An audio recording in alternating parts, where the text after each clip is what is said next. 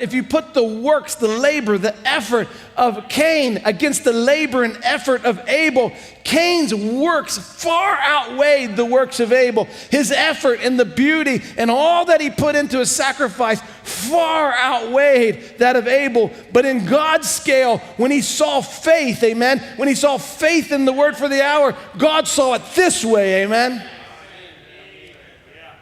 And Cain felt justified in his own actions. And when God would not accept it, instead of humbling himself and being judged, he became angry with God. And when God told him just to do like Abel does, he goes and he has a conversation with Abel. And after he has that conversation with Abel, he decided to kill Abel. And why did he kill Abel? Because when there was a voice of God, Abel had the revelation, he had the word, he had the path back to God. Amen. He knew what the atonement was. He knew what needed to be judged. He knew how to come to the judgment. And when he had the revelation, he was the voice of God to Cain. Amen. And Cain could not endure that voice. Amen. And he wanted to hide from the voice. And the only way to hide from the voice was to stop the voice. Amen. And to kill his brother because his own works were evil.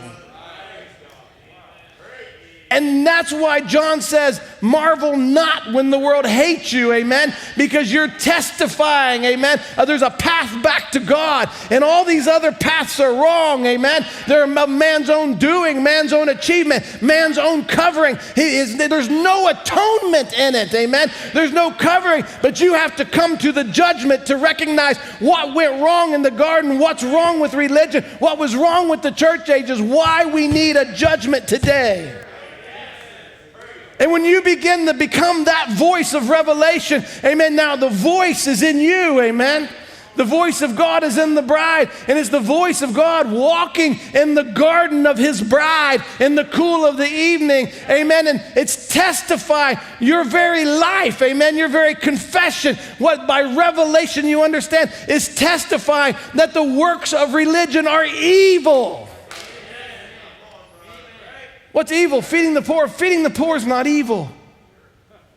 Going to church, amen, giving tithes, supporting missionaries, printing Bibles, amen, that's not evil. What's evil is rejecting the judgment and the true atonement, amen, and not coming through the judgment in this hour to have your Father make an atonement for you.